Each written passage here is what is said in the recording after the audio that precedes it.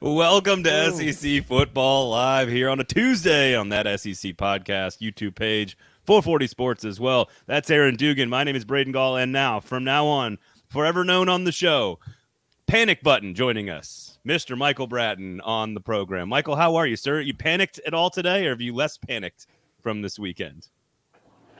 Yeah, thankfully I live on the first floor. Otherwise I would have jumped off long ago, but nobody cares about what happens. This is just preseason. I don't watch NFL, but I don't think people cite preseason games, do they? They care about the regular season starts this week in the SEC. Oh, okay, so Texas and Florida State were just regular season. We're just preseason games. Those are preseason. Again, Aaron, we're going to call him Panic Button from now on. For the rest of the season, he's just Panic Button. So make sure you check out all the other great shows across both platforms, because Steven Lasson, of course, my co-host on a Cover 2 podcast, is on with Michael every single Tuesday right here on that SEC podcast. Great episode previewing the entire week of action from Athlon Sports. Of course, you can catch us, all the other shows across the 440 Sports Network talking SEC and NFL football and a bunch of other stuff. But you guys are here for SEC football. And I just, Aaron, I got to start. We're going to talk Tennessee and Florida. We're going to talk about LSU, Mississippi State. We're going to talk about the Bama dynasty being dead. And if you guys want to join into the comments, please, by all means, jump in. I got to start, though, with like what feels like a therapy session for Michael. You have been so panicked and so terrified. There is a 0% chance that the SEC is not the best conference. Alabama, LSU can still absolutely win the West. Technically, so can Texas A&M. They're still going to have the most players drafted in the NFL. They still might have the team that wins the national championship. They're still top to bottom the best conference by a country mile. And I can't believe I'm the homer telling Michael to settle down because this panic that I'm seeing all over that SEC podcast, I can't deal with it. I can't deal with it. What sport are you talking about? Because we're not talking football. I've just seen one embarrassment after another all season long. Okay. I'm letting y'all duke it out for a second because this is entertaining. Because two teams that aren't picked to go to the playoff and win the SEC championship lose to two teams that might be. Texas is the Big 12 overwhelming favorite to win the Big 12 championship, and they're going to be in the SEC next year. Florida State is the overwhelming favorite to win the ACC, and they beat a team that many people weren't even picking to win the division. Florida losing to Utah is nothing to panic about. That is not panic worthy. Right. Like there's nothing here. That the A&M loss was bad, was ugly on defense. And if I'm an A&M fan, maybe there's like a little bit of panic. But at the end of the season, the SEC will be the best conference. It's not even fucking close. It's not even close. And I can't believe I'm the one who has to play this role today on the show. Y'all sound like Jimbo Fisher's agent. Everything's good. Not a high standard. It's okay to lose all these games. No, it's not what I said. Michael? Are you hopeful for some sense of redemption this week, or there's just not enough opportunities to get your hope back? I mean, I'm grateful there's not as many non-conference games, so they can't all lose. You know what I mean? Somebody's got to win. He's scared of the ACC, the big bad ACC. I honestly knew that's what you were gonna say. Oh, I'm scared of the Pac-12. Ooh. These teams have never won a damn thing in the national championship race. Stop fucking around, dude. Stop it. It's Panic depressing. Button. It's pathetic. Mr. Panic Button over there. Aaron, come on. Bring some sense to this man. I don't. It seems like I might not be able to. I mean, which one? I mean, look at the mustache. Do you think you can bring some sense to this guy? Come on. I don't know. I mean, I don't know if that's a bad sign. It's not November yet, Mike. It's the stash of shame over here. I don't think I'm shaving until Texas loses, which not may even never October. I'm dead. Oh, okay. My God. Well. LA Mom 2020. You might need a new handle, but you're welcome. Mom 2020. I appreciate it. All right, where are we starting here? We ripped the Band-Aid off with Texas? Yes, absolutely. Michael has been spending all summer, to your credit, talking about Alabama. And it's, again, Texas is a different program today than they have been since 2000 and maybe 9. This is the best I've seen Texas look from a holistic line of scrimmage. There's no entitlement, which was what our anonymous scouting report said to us this summer, was they have coached out the entitlement from Texas, which is the thing that has mattered at that program and ruined that program. It's like It's the boosters that are getting in there and meddling around, and that's been eliminated. And we saw that on Saturday night against Bama. We can talk about Bama's concerns, but they are still the favorite to win the West. We can talk about LSU's concerns, but they are still the front runner to challenge Alabama to win the West. I think Texas answered one major question. Okay. And that is, are they ready for the SEC? The answer is yes. The answer is yes. We learned that on Saturday night. The answer is absolutely yes. I mean, there is like a difference between this game and, I mean, I'm not downplaying the strength of the conference, but I mean, obviously there's a huge jump between everybody else in the SEC, despite Mike's feelings at the moment. But can they do that in for an entire season on an SEC schedule? I mean, I don't know that we know that for sure, but beating Alabama is a hell of a start. I mean, not a lot of teams, even in the SEC recently, can claim that. Go ahead. You guys want the numbers? First time ever Nick Saban's ever lost at home by double digits. Yep. First time since 2019 they lost at home at all, which the other team needed a Joe Burrow, a Jamar Chase, and a Justin Jefferson to do that, and that was only like a 4-point game. It's the first time since 2003 Alabama has lost at home by double digits, regardless of the coach. It's a very rare situation. I'm not denying that, and there's plenty of valuable questions about Alabama's ability to win the West. I don't have any problem with those questions being asked. Suggest that the ACC is somehow better or that the Big 12 is somehow better than the SEC seems a bit panicky to me. That's all. I feel like there's two questions going on at the same time. It is, did we overestimate Alabama's strength, and did we also underestimate what Texas can do? I would say I'm guilty of both. Like, I don't think, oh my God, I thought Alabama was this and they're not at all. Like, I think I slightly overestimated where they were and slightly underestimated Texas. And that's where we netted out. I don't think it's all one or the other, but I don't know how y'all feel. Well, I think the only thing I got right this year is the decaying dynasty. It's dead. I mean, we can't even call it a dynasty anymore, can we? It's pathetic. I look at on Saturday, Texas making these plays and Alabama making all these mistakes. And you used to seeing Nick Saban go nuclear. He was stone-faced. And I think that tells you this is what he saw in his team already. I mean, it was not a surprise to him.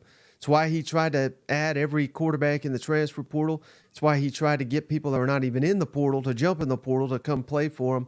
And I don't even think Jalen Milroe is the problem. I think the problem is the offensive line, because they were supposed to be otherworldly, and they got dominated by Texas. So you say Alabama's the favorite. That might be the case, but only because LSU and A&M have shit the bed. Well, and again, I think I picked Alabama to win the West and go 10-2 this year.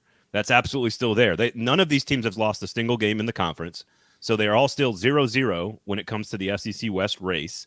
LSU still has to go on the road and beat Alabama, which if you look at how Texas, attacked Alabama, maybe that's more likely now because maybe Alabama can't attack LSU down the field. I say that, and to your point about Jalen Milroe, like he still made an extraordinary throw late in the game to take the lead, unlike to Jermaine Burton in the backfield. By the way, Jermaine Burton that Michael decided to destroy last weekend on the show scored, I believe, in 7 straight games.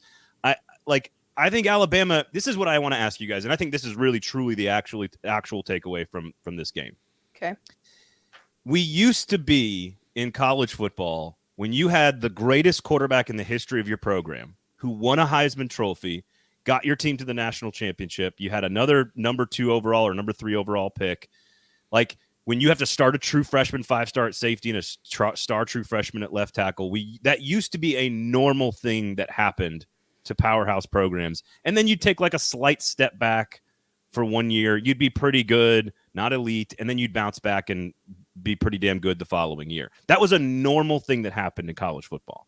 And it's almost as if that's not acceptable anymore in college football. And I don't know if that's the portal, if that's Georgia.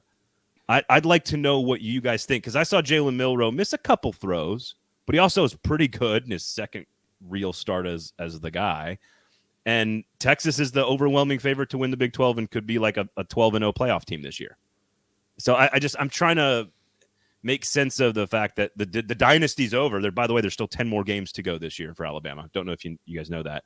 But like this used to be a normal thing that would happen to teams when they lose those players. So I don't know. Like, look at Ohio State. They're struggling. I mean, I don't know. I just feel like this is allowable to some degree, but also the game has changed on the other hand as well.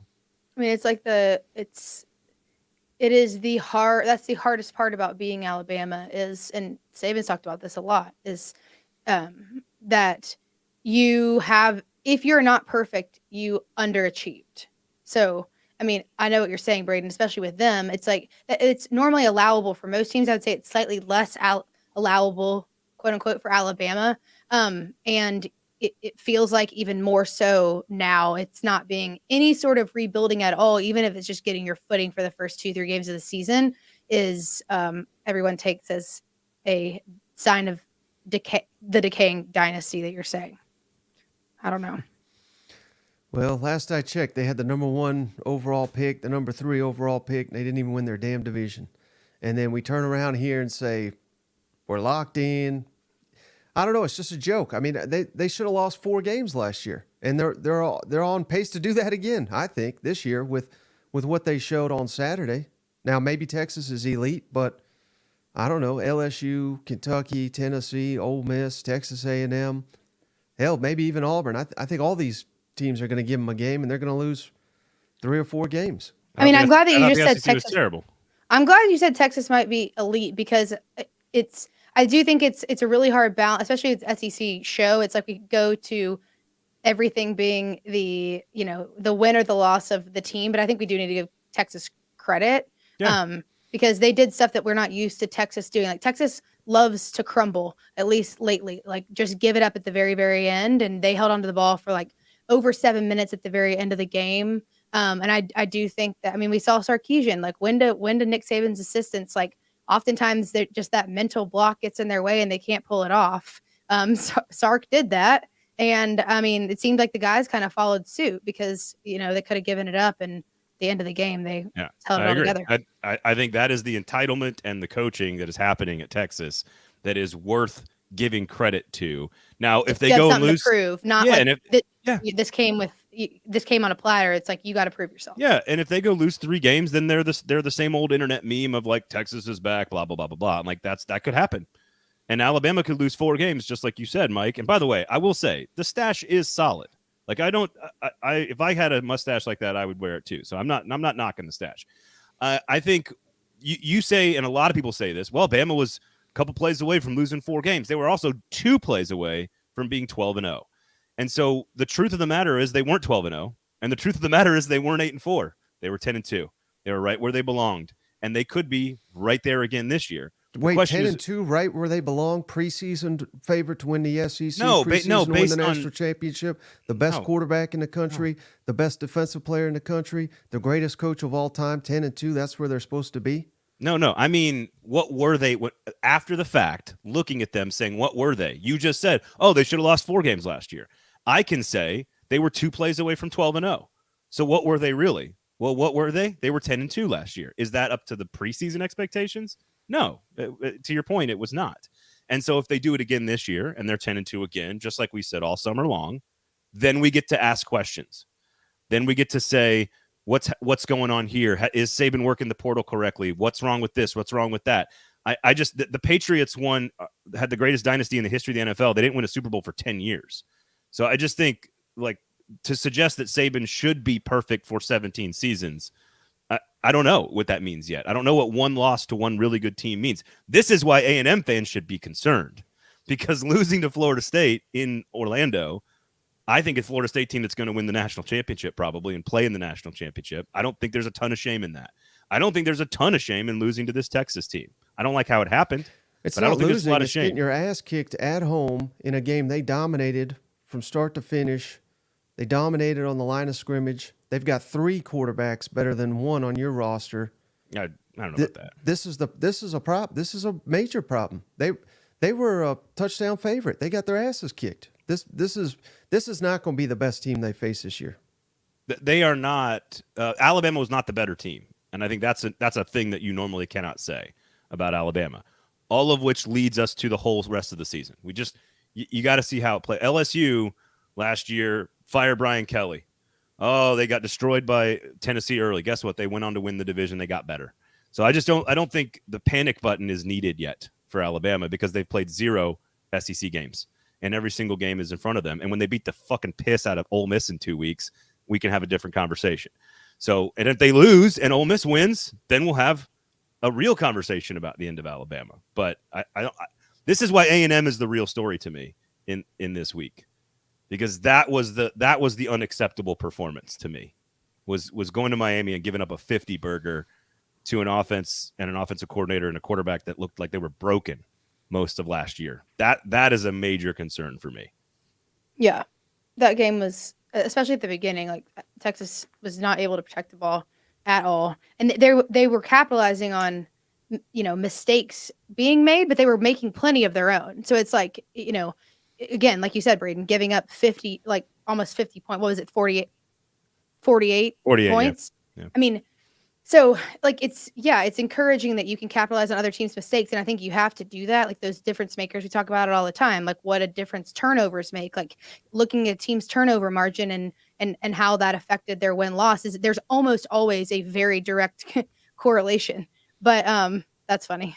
Michael's very distracting with the comments. I know. I look up and sometimes I'm like, are they smiling at me? But they're not. Jaxson Dart was great. Jaxson Dart was great in the fourth quarter, by the way. Ole Miss was not great for most of that game, but Jaxson Dart was great in the fourth quarter. So yeah. Anyway, continue with your very eloquent point. Just critical turnovers and fumbles. I mean, yeah, you capitalize on teams' mistakes. That's great. That can win you games if you're clean, but their game's not clean. They're making big time mistakes all over the board and then not playing. I mean, they are going to have to play the ball deeper football to win games too. The offense was solid. Connor Wigman was solid. Bobby Petrino, that was not the issue. 8.35 yards per play allowed. It's the most by an A&M team since they lost to Bama. That's too many. In 2020, when they gave up over 9 yards a play. That was the Bama team that was perfect with Mac Jones in the pandemic year. That's as bad a performance as we've seen from Texas A&M's defense in quite some time. And so that to me, like South Carolina, who is going to fall to 1-2 this weekend, like Florida, like there are teams that I'm worried about. I'm LSU and Alabama. I'm not there yet, and it's okay. That's my opinion, man. Do you think with some corrections, like Texas A&M could be on a totally different trajectory, or do you think there's too many things going on for them to fix it quickly? Mike, I'll let you take this one because since you were waving the 12th man flag for all summer long, I think they should have fired Jimbo's ass long ago. What the hell are they doing? They would please donate $70 million to Texas A&M University. University. Got it. Just go through his call logs and see if they can pull out a Mel Tucker. He'll be gone. I would by the kill. weekend. Oh my God, dude, Jesus Christ! $70 million to not do your job. He's single though. Jimbo's single, so it's okay. What's interesting is there is more oil money talk in Texas this last week than I've heard before in the past. Texas being good just helps the cause. Yeah, they'll find that money. I agree with that. If Texas ends up winning the Big 12, playing in the playoff, and A&M goes 8-4,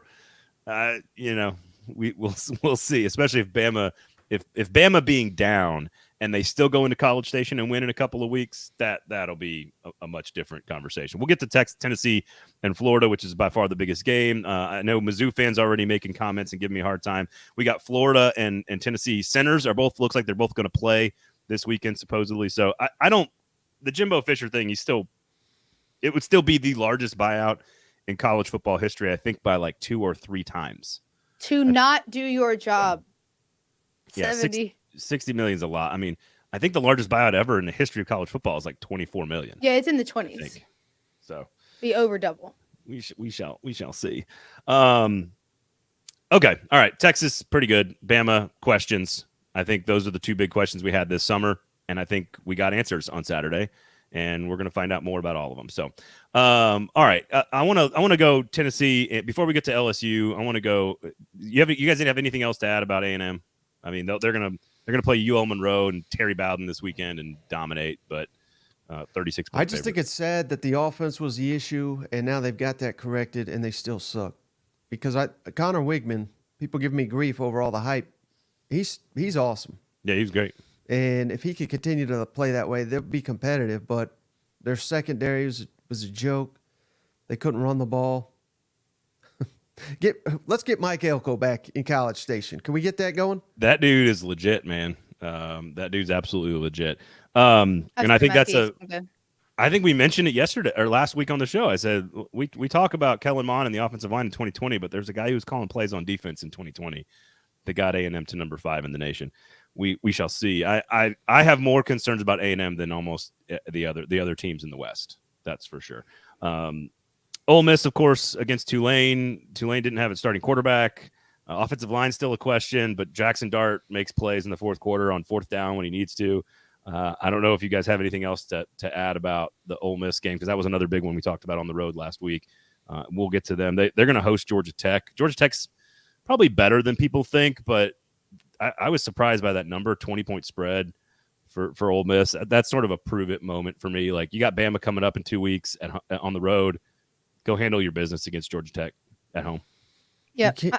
You can't run the ball against Tulane. I'm concerned with, especially with Judkins there. I mean, it's not his fault. I think it's the offensive line, but that's a huge, huge red flag. The fact that they needed Jaxson Dart to make those heroics. And hey, it was an ugly day for the SEC. That was their best win. So I guess that's something to give them praise for. But I'm stunned at how many Ole Miss fans are pumping their chest over. I thought they might lose that game. They probably should have. I guess a backup quarterback. Yeah, it's a very good Tulane team, but you're right.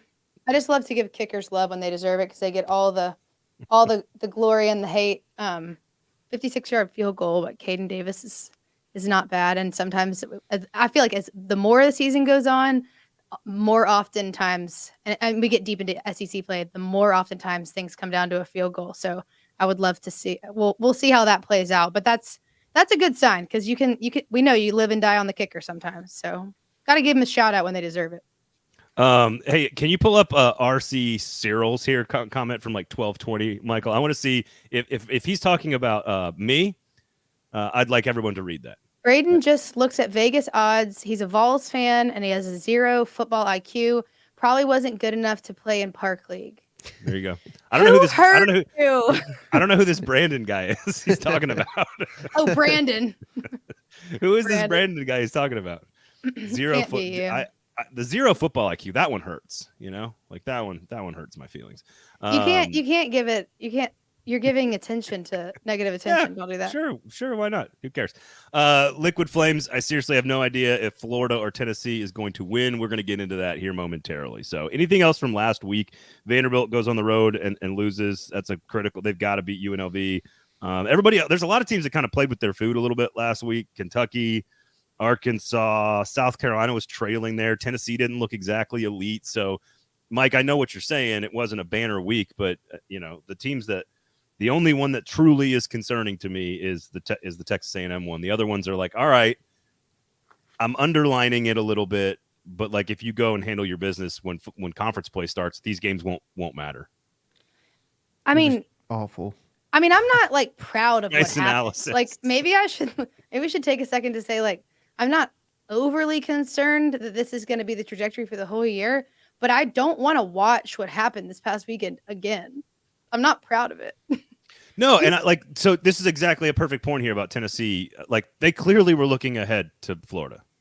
Yeah. Like I don't like that they are. If they play like that, they're going to lose 6 games this year, and nobody thinks they're going to play like that the rest of the year, right?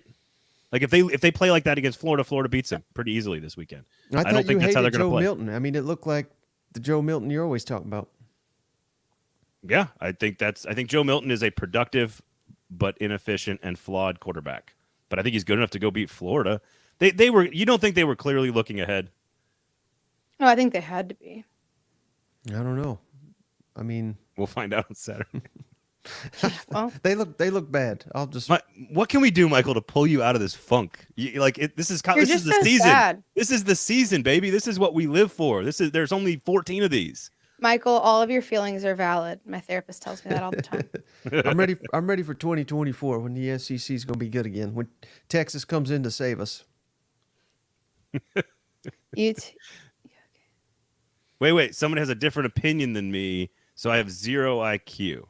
I don't understand this. I don't understand any of you commenters. I don't understand any of you guys. Opinion? You're not allowed to have different opinions than me. It's making Michael all of laugh, my opinions are right.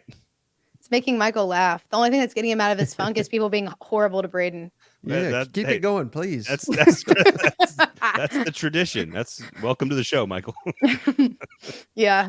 This is what Erin and I have been doing for 3 years. And by 3, you mean since 2015. Yeah, exactly. It's my 2 daughters are the same way. Like this is par for the course. This is very easy to do. All right, Tennessee, Florida. Let's get into this a little bit. We all know the numbers. 03. I was in college there, and both centers look like they're going to play, which are both really critical pieces for both offensive lines. I think Tennessee has an advantage at almost every position, with the exception of maybe some skill guys for Florida. Florida's defense is a concern for me. To me, this is about mental. This is all about the mental side of things. If Josh Heupel has them focused, prepared, they execute their offense, Joe Milton's under control, they handle the environment, and they run the football. Florida's defense is not particularly great at stopping the run. They weren't last year. I don't think they're this year. If they run the football the way they want to, and we all know Florida and Tennessee, it's about running the ball. This is show us that things have changed in Knoxville game. That's what this is all about for me. And I honestly have no clue who's going to win the game. I was surprised at the number at 7, to be honest with you. I thought it'd be closer than that. But certainly Vegas is expecting Tennessee to be the clear better football team here. I know that obviously them playing in Knoxville would make a difference, but would it change your opinion? Yeah. I mean, I felt comfortable about picking them to win last year. I think because it's in Florida, like if it was in Knoxville, I would say I feel comfortable like picking Tennessee outright, but it being in Gainesville is making this matchup feel more even to me. Like for obvious reasons. Wait, is Jordan Travis, is that the guy from Florida State? Yeah. This guy calling you a dumbass saying he sucks too. Isn't he like a Heisman front runner right now? He's pretty much. Okay, well at least you're in good company, Braden. Yeah, exactly. Hang on. By the transitive property, you're basically a Heisman contender. Yeah, that's what I heard. I'd like to know, by the way, at a barbecue, what is wrong with putting your plate face down? I would like to know what's the problem with that. That's in the comment. Braden looks like the kind of guy who puts his cookout plate in the trash facing down. I never thought about that. But strategically, isn't it better to put it face down? No. I don't even understand how that's an insult, but I'm willing to insult you in other ways. I just don't understand this. Erin is from Memphis. I'm from Tennessee and Texas. Mike, you've been here. We've been to cookouts our whole lives. What do you want? Flies flying around the trash can? You want food flying around? You want kids picking at it? Like you want I am curious what the benefit of putting it face up. Braden listens to recordings of himself on the phone. That's good. Yeah, that's really good. Keep them coming. This is the highlight of my day so far. Strawberry. Mike's coming back to life. When you're that wrong about football, Mike, you need something. You're trying to hide that you didn't eat your food. No, like who doesn't eat food at a cookout? Like what are we talking about?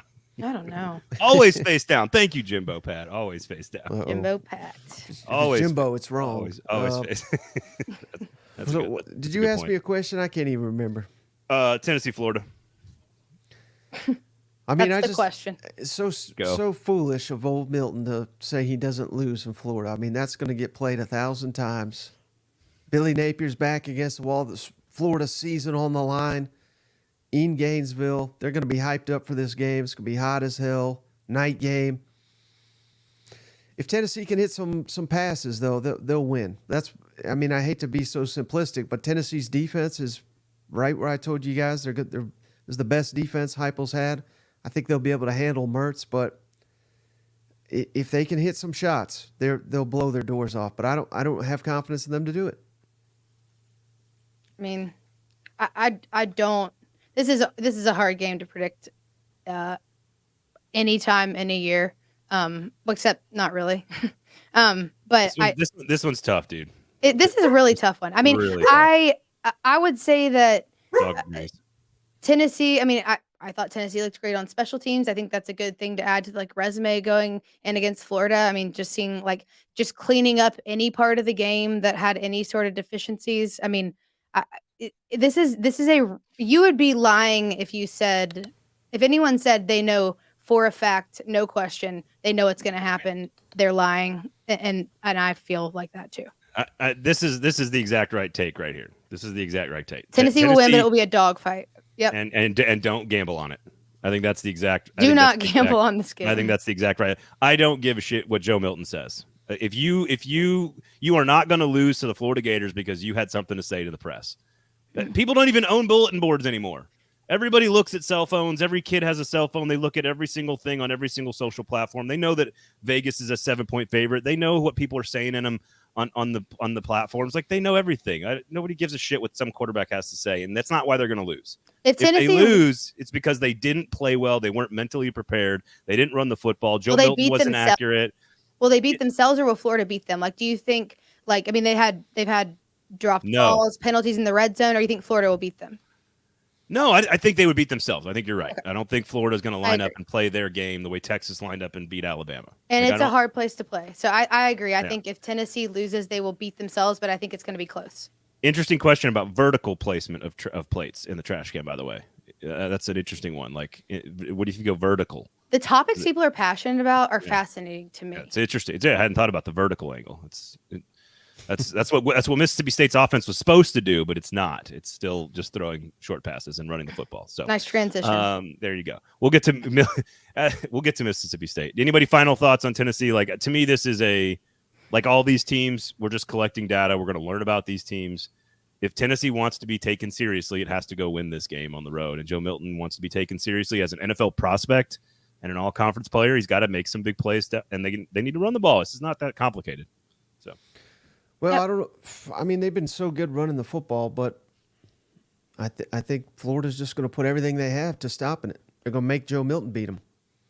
That's why I think it's going to be a simple game of that. And where the hell's Dante Thornton been? I mean, he's been non-existent for the Vols. They need to get him going.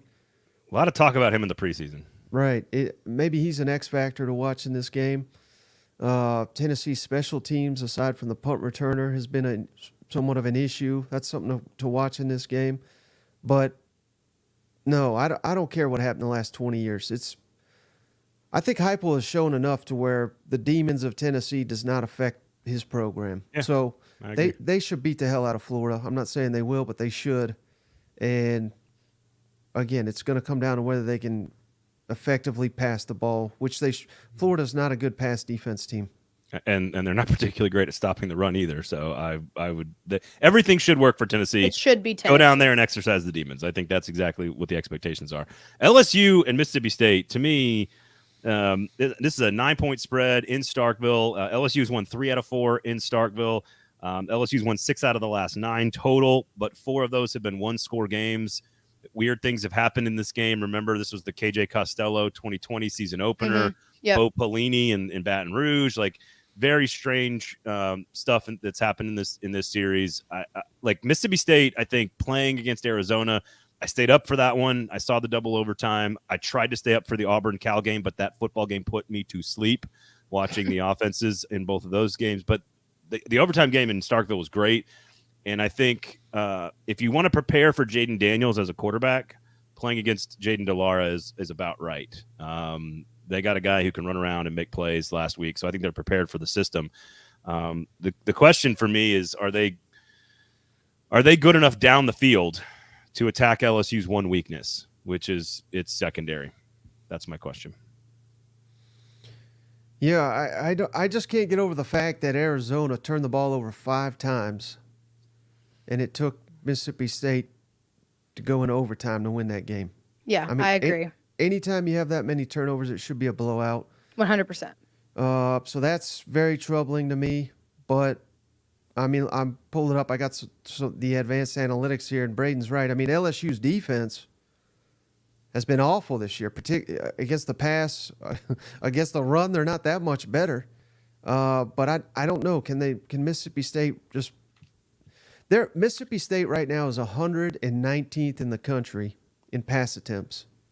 And that's so jarring. That's bad shit crazy. They've been number 1 in the country the last 3 years, which obviously new system, I get it. But that diverse of a change, I don't know. I mean, I don't expect them to throw it all over the yard. Fans are thinking they're just like holding the playbook back. Well, they damn near lost last week. So holding the play back, they got a fool of a coach if that's what they did. Yeah. By the way, Marty says, do you have any faith in Jimbo at all? I think Mike's answered that question. I have faith in him to be good. I don't have faith in him to be elite. I think the faith that I've lost in Jimbo is the faith that he can catch Kirby or Nick on more than a one-off occasion, like whatever. And Go Hog says, call me crazy or whatever. I'm paraphrasing here, but LSU is much better than Arizona. That is obvious. What I'm saying is if you are preparing for a style of play, playing Arizona as a build-up game to playing LSU is a nice, helpful situation because the offenses are very similar, the quarterbacks are very similar, and yes, you're going to play a much better team. I don't have a lot of faith in Mississippi State winning this game, but Michael thinks that LSU is going to go, like 4-8 this year, and that the sky is falling. So I think LSU goes in there and wins fairly convincingly. I think it's close in the first half. I think they play. I think Mississippi State plays valiantly, but I think starting in the third quarter, LSU starts to lean on them a little bit, and they just have too many athletes. I like LSU to pull away in the fourth quarter. Yeah, I think LSU is the way that they're playing the game is, unless you've got your ducks in a row as the opposing team, then you better, because they start fast and they build momentum. And are they perfect yet? Absolutely not. But the physicality of this team and the trajectory they're on, I mean, I think they will win with authority, even though it's in Starkville. What do you think's up with them not throwing the ball though with Will Rogers? I mean, it's odd. Do you think they don't trust him to push the ball down the field? Because every pass he has is about 5 yards down the field. Yeah. I think it's a great question. My instinct is that they're trying to break him of his habits, which have been ingrained deeply in him. Like Will Rogers ran the air raid in high school. Mm-hmm. Like this is a guy who's run the same system in high school and in college for like the better part of a decade. And if you don't trust a guy to break those habits, right? I mean, again, maybe they were holding something back, but you can't say that in a game that you're about to lose. Like you can't. That doesn't make any sense. So I would be concerned about their faith to attack the DBs down the field, which is what you have to do to beat LSU, because that's their one real major area of concern. Florida State was able to do it with two of the best receivers and best quarterback combination maybe in all of college football. I don't know how many teams can do that against LSU. Auburn can't do that. Maybe Jaxson Dart can. I don't know if Alabama can. A&M maybe. They got some weapons with Stewart and Thomas and Wigman. I don't know how many teams can attack LSU down the field on their schedule, honestly. Florida can't. That's why they're the smart pick to win the West. I'm back. I'm full circle. Oh, there we go. There we go. We got him back. Somebody said, I'm trying to find the comment here about Ole Miss. Vols Time says, I believe Ole Miss is the better team in the West right now. Listen, if we want to ask a broad question, who is the favorite in the West? LSU still has to go to Alabama, and we can talk about Ole Miss. We can talk about Arkansas. Rocket Sanders still out. Like they got to beat BYU this weekend. Texas A&M isn't showing anything. Auburn offensively is still very much a work in progress. We talked about Mississippi State could fall to 0-1 in the conference this weekend. There's a reason none of those teams have ever won the West more than like one time in 25 years. Like it's still Bama versus LSU on November 3rd or whatever the date is. So, in my opinion. Trying to think. I mean, if Ole Miss didn't have to go to Georgia, they got screwed this year. I mean, and I'm glad that we're going away from divisions. If not for that, I think I would go with Ole Miss, but that's like an extra loss that everybody else gets an advantage over Ole Miss. It's stupid how they do the scheduling. Well, it's been stupid for 28 years then, and that's why we're changing it. They play Alabama in 2 weeks. I just don't think like Ole Miss's offensive line hasn't showed me that they're better than Alabama or LSU. A&M hasn't showed me that they're better. I mean, Erin, who is better than Alabama or LSU in the West so far that you've seen? I mean, no one. Bingo. I mean, making that leap to talk about Ole Miss that way, although I don't think they're going to be bad, it's just it feels like premature and like a stretch. I think they'll continue to improve over the course of the season, but there's things that Ole Miss just, if you can't do, you can't continue to win against the teams that you have to play. I mean, if you can't convert on third down, you can't stay on the field, you don't leave your offense on the field long enough to put points on the board, you're not going to win. Like the amount of games that you want to. You can pull several off, and then just I'm concerned about their ability to run the ball. I just have some big question marks around them. But to your question, no one other than those two. I don't think I know that, Mike, you've panicked for 2 weeks, and we've had some losses in non-conference play. But like, I don't think we're in any different of a spot than really we were at the beginning of the season. You didn't have Alabama winning the West. You didn't have Alabama making the playoff. I didn't have Alabama making the playoff. I didn't have LSU making the playoff. I had South Carolina finishing 6th. I had Texas A&M finishing 3rd. Like, I don't know if we're that far away from what we thought. We have a lot of learning to do, and we're going to learn some more this weekend. But like, okay, here's an example. If LSU goes on the road and loses to Mississippi State, or if Tennessee goes on the road and loses to Florida, that changes things. That changes the way we should look at the conference races. But outside of that, like, I'm not sure what we've seen so far that dramatically changes our expectations heading into the season. Well, I don't know. I don't know where you were on Saturday, Braden, but I was watching Eastern Kentucky make it a 4-quarter game with Kentucky. I watched Arkansas couldn't even score on offense against Kent State that just lost by like 60 points. I saw Middle Tennessee nearly beat Missouri at home. That's a concern. I saw Arizona turn it over 5 times, nearly beat Mississippi State. I watched Cal, which I don't know what in the hell they're doing with their offense. I mean, if they had a kicker, they would have beat Auburn. South Carolina was losing to Furman. Tennessee was in a 4-quarter battle with Austin Peay. Alabama just got stomped. I mean, it's one game. Miami beat the hell out of A&M. Vanderbilt lost to Wake Forest. That was a not competitive. This is the entire league I just went through. It was every damn game. A lot of those were wins, by the way. A lot of those were wins. Like, a lot of those were FCS teams. I hear you. Too. I mean, if there's a silver lining to any of this, not for every team, but there are teams that are like were concerning this week that do get a week to reset and try to implement things back. I mean, Alabama plays South Florida, Auburn plays Samford, Kentucky plays Akron, right? Yep. 26-point favorite. But A&M Kentucky does this every year. This is what Kentucky does every year. They dick around in the preseason with one of their non-conference teams. There's always one game that they don't play well in. Do I think the offense needs to be better? And by the way, like, Liam Cohen, major health scare there on Saturday. So, like, there are some, like, I don't want to call it like an excuse this week for the offense being distracted, but like that's a human element side of things that you have to acknowledge. I'm not saying you're wrong, Michael. Vandy was a 10-point underdog. They lost by about 10 points on the road. I'm not suggesting you're wrong. What I'm saying is we don't know definitively anything yet about these teams. And if LSU goes on the road as a 9-point favorite and loses to Mississippi State, I think then we can start to have a definitive conversation about LSU taking a step back. If Tennessee goes on the road as a 7.5-point favorite and loses to Florida in a year where they're supposed to exercise everything and Joe Milton's supposed to be great and they can't do it, then we have a different opinion of Tennessee. I don't think we're there yet for a lot of this stuff. In the meantime, you can just be depressed. Yeah, I choose to. I'm already glass there. is half full, man. Glass is half. Arkansas won by more than 3 touchdowns. I know they were favored by more than that. They should have won by more. But, like, they don't have their superstar tailback. Defense looked pretty solid. How about we wait till they play BYU this week before we lose our fucking shit about Arkansas? How about that? Is that okay? Michael's trying to protect himself. Just let him do his thing. He's very, very concerned about what's going on. But then you should look at it this way, since you include Texas in the SEC already, which they are. Way to go, SEC. The SEC won either way. How about that? That's true. Texas is SEC. They're the best team in the SEC right now. It's not good. There's some folks in Athens that might like to have a word with you, which, by the way, we can mention real fast. I was shocked to see this. So South Carolina has lost 133-36 the last 3 games against Georgia. Here's a number I was shocked, though.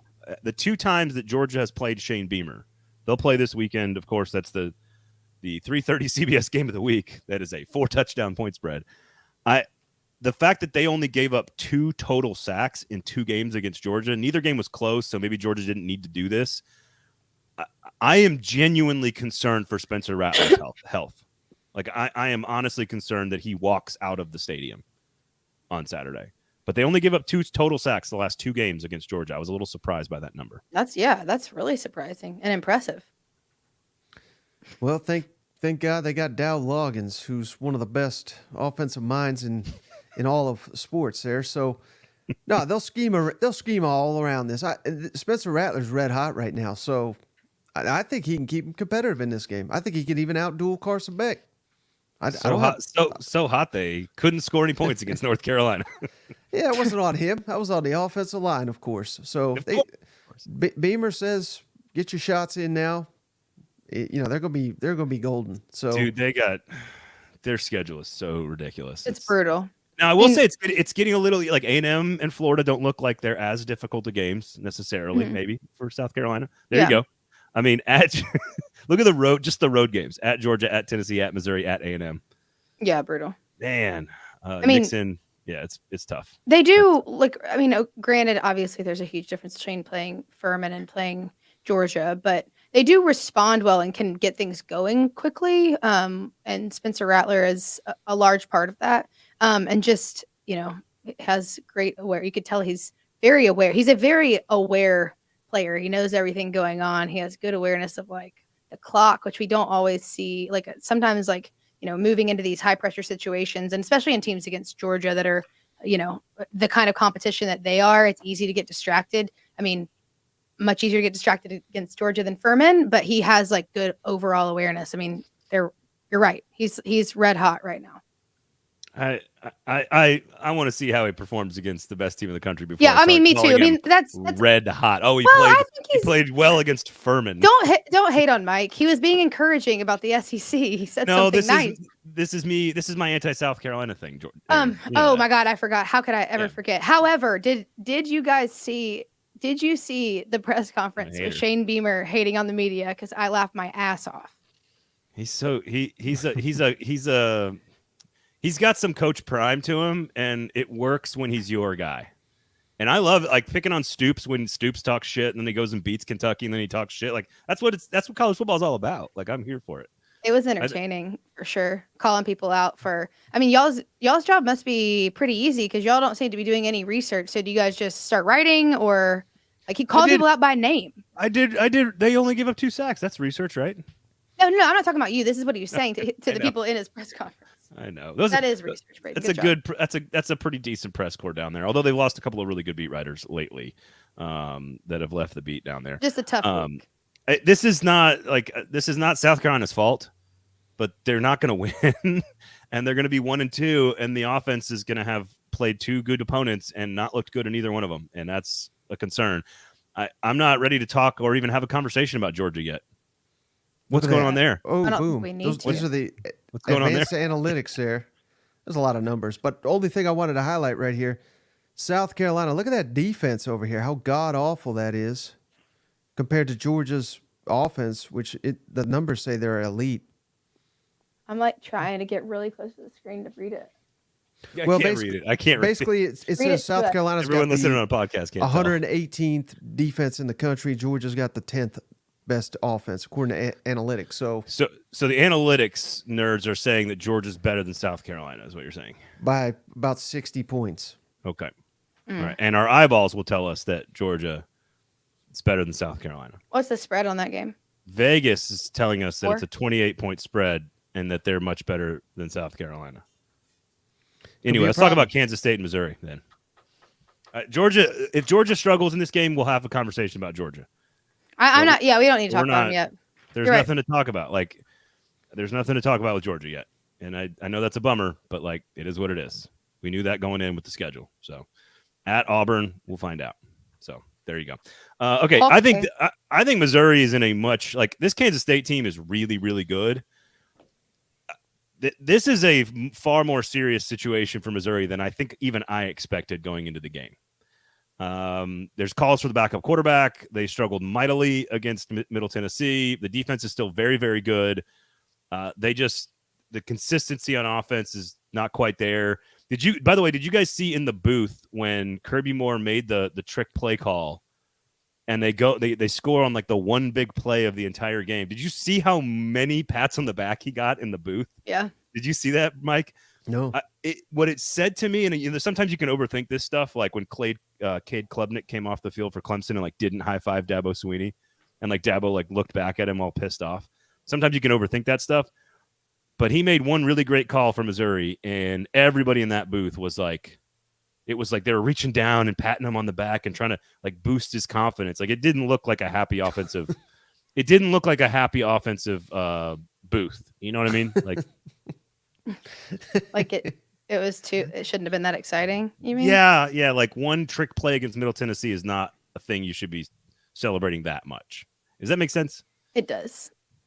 This is sad that this is what we're highlighting on an SEC show. Well, trick play. We had to dial up against the the Blue Raiders or something. Hey, it's my alma mater.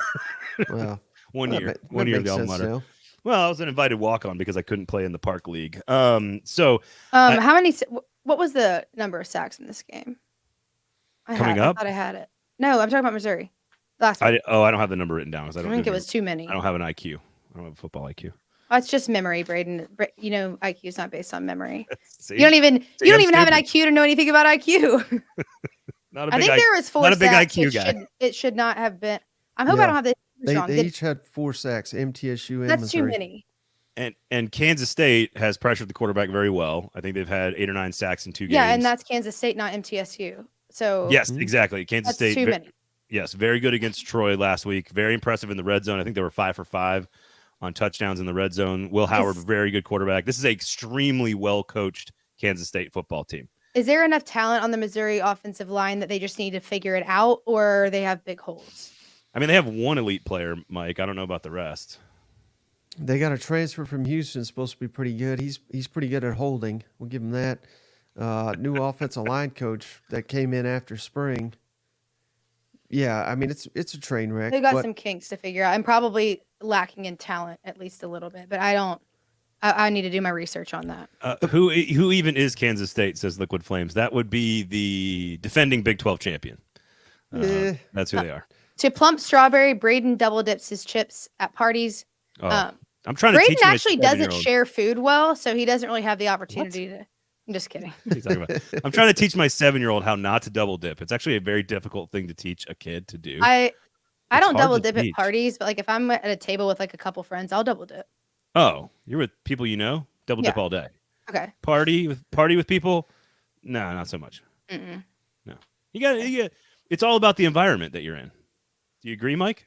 How's East Tennessee?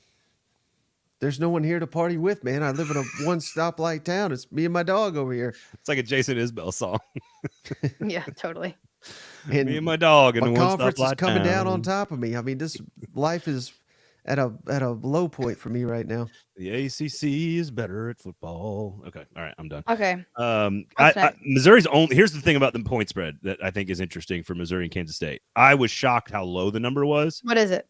It's only 4-5, which Really? means Vegas is begging you to take Kansas State. That is to me, that's interesting. That is interesting. Because if Vegas is dangling that cheese saying, look, you take Kansas State minus the 4 or 5 because they're a superior football team, that means they're trying to get you to go the other way, which means they actually really like Missouri. So that's interesting to me to keep an eye on. If I'm a Missouri fan, I'm watching the quarterback is huge, but the fact that Vegas is putting that number where it is, to me, tells me that they are confident that Missouri is going to play well, which I find I find that to be very interesting. That's super interesting. If We'll see what the Missouri quarterback loses, they're gonna fire Drinkowitz. How about that? Not that Sunday or anything, but he'll be fired. You said the same thing about Napier, and I think Napier's way too early. I think Drinkowitz and Jimbo Fisher are more in the wheelhouse of the timeline that you need to be on. Now, he got the extension. I have been told the extension was not as smooth as people think publicly, and I think they need to have an above 500 record for him to keep his job. How about that? They won't get there if they can't beat Kansas State at home. I mean, according to you, Kansas State's better than everybody in the SEC. So, Big 12 champs. I wouldn't go that far. Okay. 4.5. 4.5. Too far for you? They're I was better than surprised at them. Vanderbilt. 4.5. Yeah, 4.5. Maybe. Talking to myself. Sorry. I mean, Yeah. we all are. Yeah. Yes. Just I think this is shouldn't going to kick be. people when they're down. I think this is I think this is more about what do they decide with the quarterback and when do they make the switch to Sam Cook. Sorry, Sam Cook. Sam Cook's an excellent musician. To Sam Horn from Brady Cook. I think Missouri fans are the most miserable 2-0 they're the me of SEC fans right now. You know what? That's funny. Plump Strawberry, by the way, this is an incredible Nashville reference. Drinkowitz is the Jeff Fisher of the SEC, aka goes 500 every season. You know that in Nashville, for those of you who don't live here, we celebrate August 8th as Jeff Fisher Day, 8-8 in Nashville. And I'm not a Titans fan, obviously. I am looking at. We should do like a bet of the week. We should tell people what to take, and then watch them lose money because of us. The schnozberries taste like schnozberries. What a great movie. All right, what else we got here? Alabama at South Florida. Vanderbilt at UNLV is actually pretty important. Vanderbilt needs to win that game. That's a really, really important game for A.J. Swan, Clark Lee, and the trajectory of Vanderbilt. That's really that one's important. On the road against UNLV, only a 4-point favorite. They've got to do more than just throw the football in that game. I mean, there's so many things. It does not look good. Vanderbilt does not look good. What about Arkansas BYU? I mean, because I'm worried here.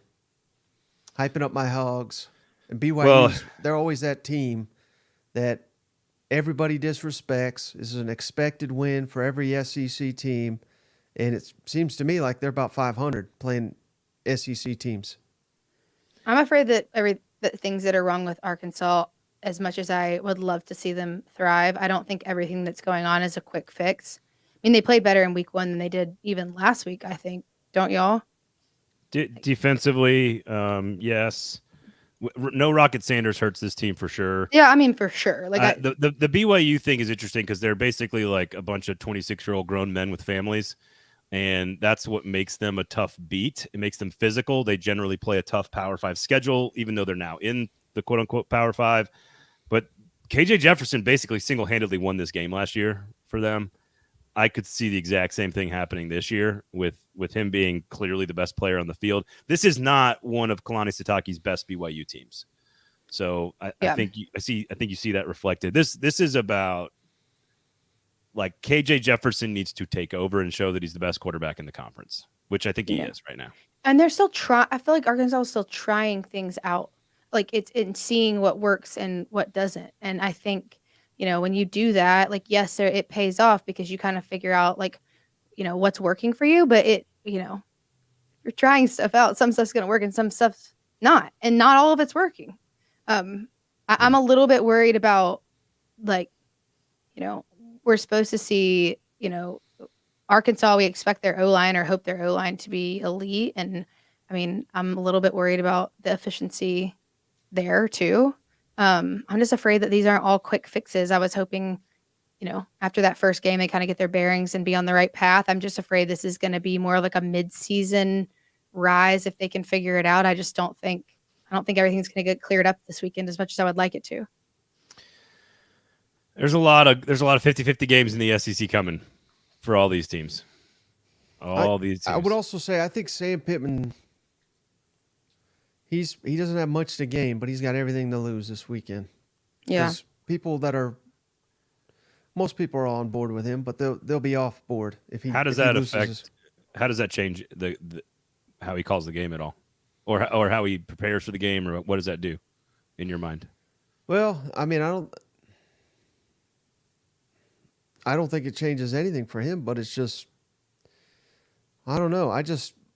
How last season ended and everyone being so enamored with the coordinator hires they made. Now, Travis Williams looks like a good hire, and I like Dan Enos, but I never got why they hated Kendall Browse. I know, like, he'd get a little too cute, but it was very efficient, and I didn't like the games Kendall Browse played, certainly, but with trying to get a raise every offseason, all that, but he's such a high quality individual, though. They went from the best coordinator duo in the SEC to middle tier. No, I think they upgraded their defensive coordinator, and I think they are even on offense. Kendall Browse is not that great. Have you watched TCU this year? They're not that great.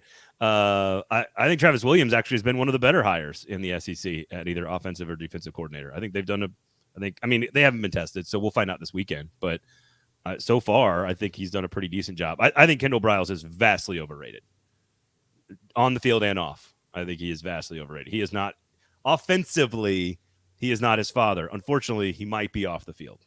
So, Yo. yeah. I mean, Arkansas has been pretty good on offense under him. I And think they seem to upgraded have their ta- defensive they coordinator. seem to have regressed. Well, we'll see. The offensive line, they lost Strongberg and no Sanders. We'll see. Again, no panic button here, all right? We got big games this weekend. Arkansas wins easily because KJ Jefferson is a superstar. We're not panicking in Fayetteville. Tennessee Right. goes down to Florida and dominates. No panic needed in Knoxville. Everything's all gravy. LSU goes and beats Mississippi State on the road. Maybe Starkville, you're upset, but LSU is a top 10 preseason team. You weren't supposed to win that game. So I just think there's no reason to panic button yet. And I know, Mike, that's all you've done for like 3 straight days, but just step away from the edge. It's going to be okay. The SEC will end up with more players drafted. They'll win the national championship, and they'll probably have more teams in bowl games and ranked in the top 25. And I think it'll be obvious that the SEC is still the best conference in America. So, I mean, and anybody wants what's to take the spread on that game? Do you know? which one? Arkansas BYU. 8. If you want to quote Super Troopers in the comments or make fun of Urban Meyer, you go right to the top. Right to the top. Yeah, there it is. Right to the top. One of the greatest movies of our generation, and Urban Meyer's a piece of shit. Anybody else got anything else for us? No, I just can't. I don't even want to go there. Nope, I'm good. What are you scared of? Missouri losing? Just another awful week, man. Okay, This is like Dan Bizarro world over here. The one to keep an eye on that could be the super shocker is if Georgia Tech can score points against Ole Miss. That's the one that we'll talk Georgia about next Tech. week. Oh, God. See what I'm I can't saying? handle another loss to the ACC. I may just cancel the show if that happens.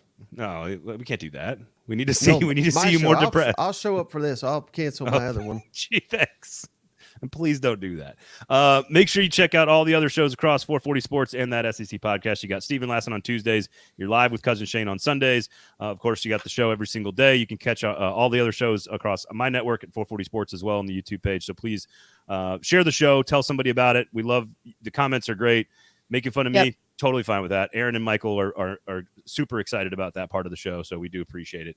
A liter of cola. A liter of cola. God, it's such a good movie. I'm gonna have to watch that tonight. It's so good. All right. Hang in there, Mike.